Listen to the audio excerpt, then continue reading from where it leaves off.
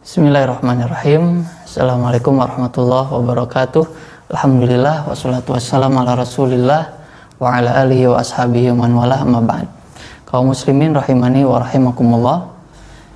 Ini lanjutan ketiga dari persiapan yang harus dilakukan menyambut bulan Ramadan.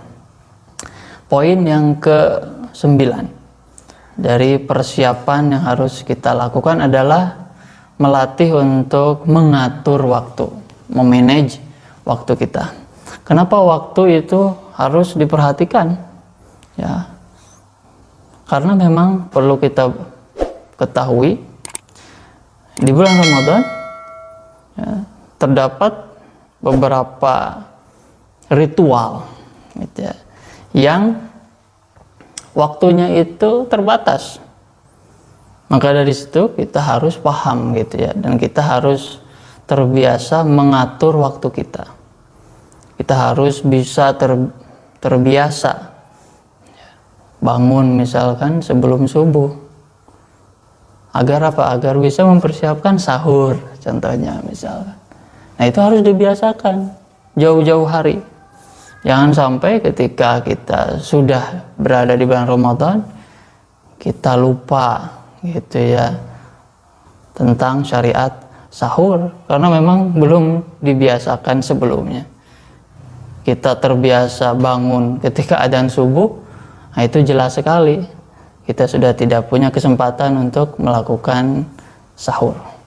Dan juga banyak sekali contohnya misalkan ibadah-ibadah lain, sholat tarawih, nah dilakukan setelah isya ataupun bisa dilakukan sampai terbitnya fajar, dari sejak sholat isya, selesai sholat isya. Nah itu pun sama, waktunya terbatas. Maka dari situ perlu kita memanage waktu. Ditambah lagi misalkan gitu ya, ketika kita tetap beraktivitas bekerja di bulan Ramadan, di sisi lain bulan Ramadan adalah bulan dimana kita ya mendapatkan kesempatan emas untuk mendapatkan pahala yang berlipat ganda. Maka dari situ jangan disia-siakan. Kita harus punya waktu untuk melakukan ibadah. Tidak hanya bekerja saja gitu ya.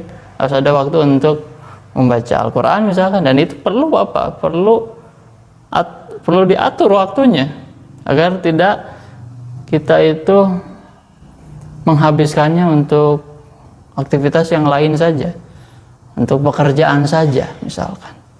Kemudian kita juga bisa manfaatkan untuk melakukan ibadah sunnah yang lain, sholat sunnah misalkan, duha, kita coba biasakan ya, karena di bulan Ramadan itu pahala berlipat itu sebenarnya, dan keberkahan akan sangat mudah kita dapatkan insya Allah. Nah dari situ mengatur waktu sangat penting dan harus dibiasakan dari sekarang. Kemudian yang ke-10 adalah menjaga kesehatan. Ini juga sangat penting pastinya. Karena kalau kita ya di bulan-bulan sebelum masuk Ramadan tidak ya cerdas ya menjaga kesehatan, khawatirnya ketika bertemu Ramadan kita malah sakit dan tidak bisa maksimal pastinya dalam melaksanakan ibadah di bulan Ramadan. Maka dari situ, dari sekarang jaga kesehatan ya, lakukan hal-hal yang bisa membuat tubuh ini tetap fit gitu ya, tetap bisa bersungguh-sungguh melakukan berbagai ibadah ya, di bulan Ramadan nantinya. Maka dari situ menjaga kesehatan termasuk hal yang perlu dipersiapkan agar ketika bulan Ramadan tubuh kita siap untuk untuk bermujahadah, melakukan berbagai taqarrub, berbagai wasilah ibadah bentuknya ya, mendekatkan diri kepada Allah Subhanahu wa taala. Kemudian yang berikutnya yang ke-11 adalah planning serta niat. Kenapa dengan planning dan niat ini? Karena dengan merencanakan insya Allah kita akan mendapatkan hasil yang maksimal. Rencanakan dari sekarang. setiap hari nanti di bulan Ramadan akan melaksanakan apa saja. Di jam ini ibadah apa saja yang akan dilakukan. Kemudian setelah itu apa yang akan kita perbuat. Nah itu perlu apa? Perlu ada rencana dari awal. Jangan sampai kita ya, setelah datang bulan Ramadan bingung mau dari mana dan mau ibadah apa yang akan kita lakukan, ya. Dan itu sangat tidak diinginkan. Kemudian berkenaan dengan niat juga ini sangat penting. Orang yang berniat untuk berbuat baik bahkan dari jauh-jauh hari, insya Allah pahalanya itu sudah terhitung.